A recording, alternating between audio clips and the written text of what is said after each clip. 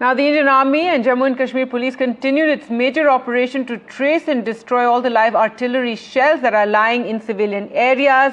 This especially in Rajouri district, and this operation was launched on Monday morning after areas of the district received heavy artillery shelling from Pakistan during the days of conflict, Shiv reports.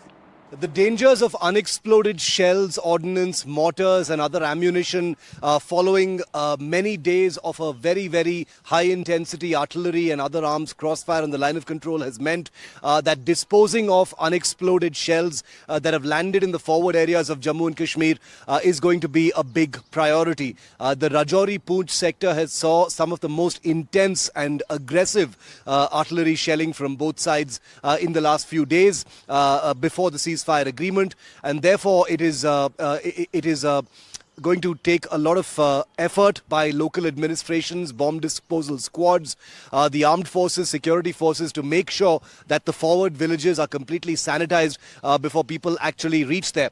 When we were reporting from the forward villages of Uri and Kupwara here in Kashmir, this continued to be a challenge for local authorities because people were keen to return home even before that sanitization had happened. The Chief Minister Omar Abdullah has also sent out a word of caution to villagers. He's also spoken about bunkers, but that will be something that will have to be done on priority separately. But the immediate coming back of people in their hundreds to those villages, from the Jammu sector to here in Kashmir, is going to be something that needs to be done very, very carefully. Because remember, there have been casualties, fatalities in the Rajouri-Poonch sector, in Tangdhar in North Kashmir, in Uri, where I've been reporting from as well.